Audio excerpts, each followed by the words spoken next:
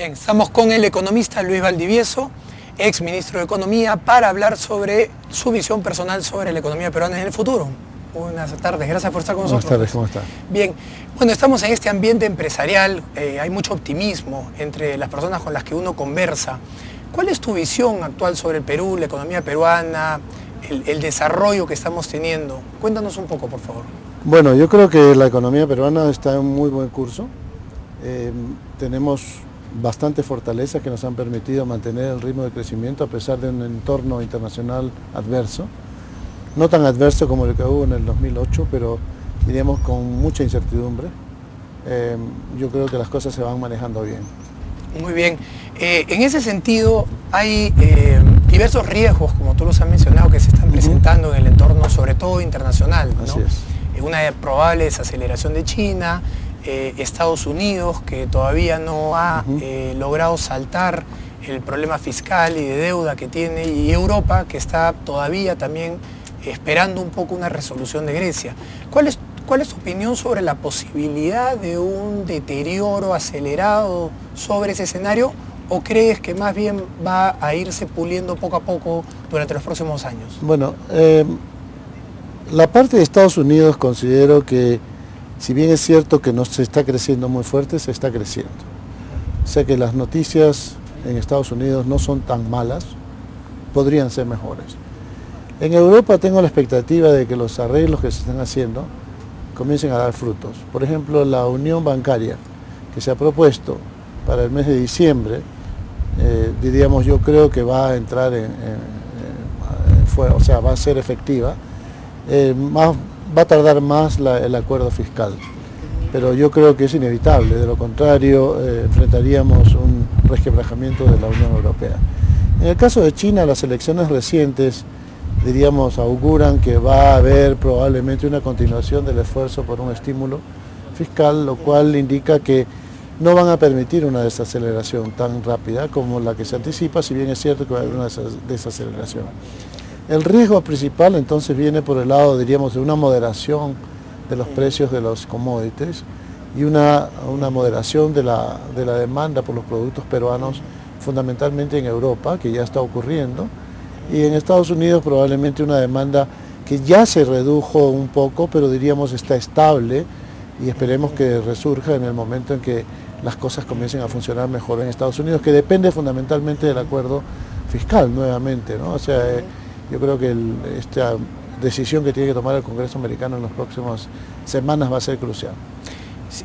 En el caso del Perú específicamente, existen también las barreras, ¿no? Los impedimentos para el desarrollo de largo plazo que varios analistas mencionan: capital humano, infraestructura, calidad institucional, gestión del gobierno. ¿Cómo ves tú la posibilidad de que se generen reformas en estos campos?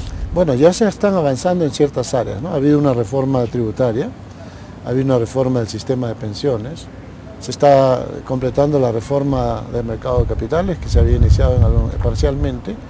Diríamos, la reforma laboral es la que tiene que, diríamos, volverse a poner, diríamos, en discusión, ya que viene un proyecto de hace 6 años. La reforma del Estado es algo que es lo que siempre hubiéramos querido hacer en los últimos 20 años, pero es una de las reformas más difíciles que hay en cualquier sociedad. Entonces sí, efectivamente, la reforma de la educación, que se comenzó en el gobierno aprista y que ahora, bueno, hubo un gran debate, se han tomado algunos elementos de esa reforma para continuarlos, otros se están modificando. Yo creo que hay que avanzar lo más rápido posible, es un campo muy importante. Y tecnología e innovación es algo esencial. Se están haciendo todos los pasos para fomentar un desarrollo mayor de esa área, que es indispensable sobre todo para levantar el nivel de crecimiento potencial. El Perú por años trabajó con un crecimiento potencial de 3% por año, después se subió a 6,5%. Yo creo que podría levantarse un poco más si tuviéramos, dado los recursos naturales que tenemos y probados, y además si tuviéramos la capacidad de mejorar, diríamos, la calidad del capital humano. Y eso se hace a través de educación y también va acompañado por la innovación. Cada día va a ser más difícil, diríamos, el rol de la inversión, en el sentido de que para aumentar una unidad de producto vas a tener que invertir cada vez más. Es lo que se llama, como viene aumentando la intensidad del uso del capital, se vuelve mucho más difícil porque hasta el momento hemos venido creciendo gracias a un crecimiento muy dinámico de la inversión, pero cada día se hace mucho más oneroso aumentar la producción a través de solamente inversión. Entonces tienes que comenzar a ver los otros factores, cómo contribuye. El trabajo tiene que volverse de mucho mayor calidad, con mayor educación. La innovación, tienes que usar técnicas mucho más que generen mayor eficiencia. Entonces así se va logrando no solamente un crecimiento mayor por unidad de inversión, sino además se va aumentando el ingreso potencial de mediano plazo. Y eso es lo que todo el mundo está discutiendo. Correcto. Mencionaste y señalaste adecuadamente que muchas de las reformas ya se estaban dando. Sí. Algunos analistas lo que sostienen es que lamentablemente las reformas que se dan son aquellas en las cuales el Ejecutivo, específicamente el Ministerio de Economía, junto a otros ministerios, pueden de alguna manera acelerar, pero que las importantes, las que tú mencionas, por ejemplo, calidad institucional y laboral, requieren de un consenso político y que ese consenso político es más complicado lograr. ¿Tú ves? ¿Cuál es tu opinión respecto a eso? En principio, todas las reformas estructurales tienen que tener un consenso. O sea, no hay sostenibilidad de una reforma a menos que se haya discutido suficientemente y extensamente y con el fundamento técnico que es necesario sustentar cualquier tipo de reforma. O sea que, diríamos, hay otras que se pueden politizar más, pero diríamos, todos tienen un contenido, es una elección sobre un camino a seguir. Entonces, sí, efectivamente hay que moverse mucho más rápido en ciertas reformas cruciales. Yo creo que inmediatamente la más esencial es la educación. ¿Y ves a la clase política peruana preparada, pensando, madura como para asumir el reto? Yo creo que hay más conciencia de la necesidad de una reforma, de la forma como hacerlo, en muchos aspectos. Pero sí hay la intención, que es el primer paso. El segundo paso es hacer un estudio, diríamos, a conciencia de las posibilidades y oportunidades, así como, diríamos, con qué elemento humano contamos para llevar a cabo esas reformas. Porque no se trata solamente de emitir una ley o un reglamento, sino de su implementación. O sea que hay que ver los resultados y hay que tener bien claros los resultados y la secuencia en que se van a obtener esos resultados. Yo he trabajado muchísimos años en esto en muchos países del mundo. No es fácil, ningún proceso de reforma estructural es fácil. Diríamos, requiere la participación conjunta del Estado, del sector privado, de la población, que es lo más fundamental, porque son los que en última instancia o se benefician o se perjudican por los cambios que el gobierno de turno elige y que el consenso político promueve. Entonces yo creo que es bien importante, diríamos, ir con paciencia, pero diríamos con mucha sabiduría y con mucho sustento tecnócrata para poder hacer las cosas bien y que perduren, porque de lo contrario nos vamos a encontrar con revisiones continuas, lo cual no conduce a nada bueno, porque no tiene mucho sentido comenzar una reforma y después paralizarla o querer cambiarla en el camino. Yo creo que no deben ser sujetas a los cambios políticos en la medida en que haya un consenso nacional. Tú has trabajado en diversos organismos multilaterales, has tenido además mucha experiencia viendo las inversiones en países en vías de desarrollo. Singapur, que en pocos años se va a convertir la primera economía en cuanto a ingresos por habitante, hace tan solo 40 años tenía menores ingresos a los ingresos por habitante peruano.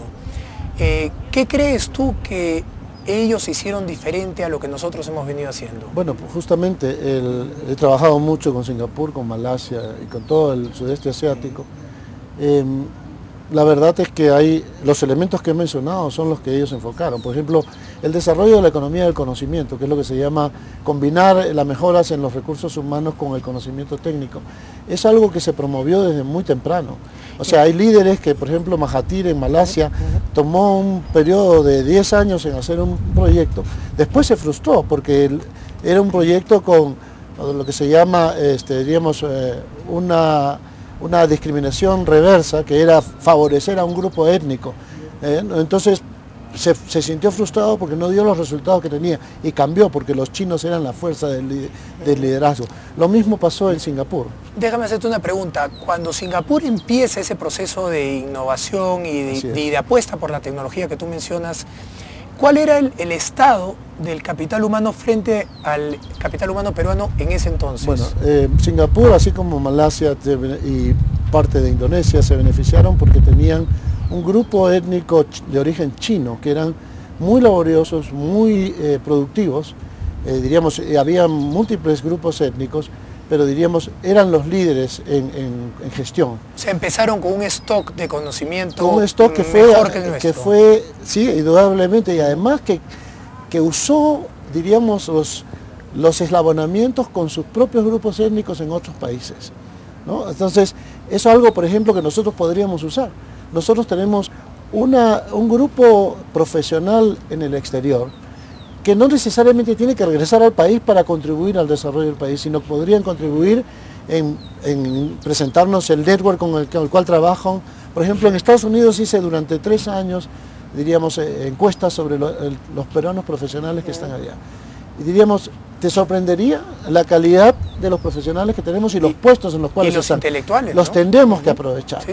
O sea, así como los hindúes, los judíos, los armenios, los chinos, los mexicanos aprovechan a sus nacionales, no necesariamente trayéndolos, sino, mira, tenemos esta necesidad, ¿qué te parece? ¿Quieres invertir? ¿Nos quieres presentar a los grupos en los que trabajan? ¿Por qué crees que India desarrolló toda la parte de tecnología?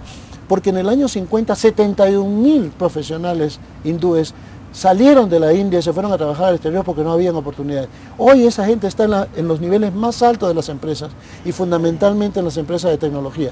Ellos han abierto todo el sur de India para que se desarrolle en materia de tecnología. Entonces, no han regresado necesariamente, algunos han invertido, otros están todavía en sus puestos importantes, dándole trabajo, haciendo el outsourcing necesario. ¿Por qué no podemos hacer lo mismo? O sea, hay que desarrollar ese tipo de link. O sea, eso es capital humano peruano, que está trabajando en el exterior y tiene los eslabonamientos necesarios para aprovecharlo. Otra muy interesante tus reflexiones, de hecho estoy de acuerdo contigo en que hay un futuro muy promisorio para los peruanos y que hay que mirar esto con optimismo. Te agradezco mucho por tu... No hay de qué, gracias por la invitación. Bien, vamos a una pausa, regresamos.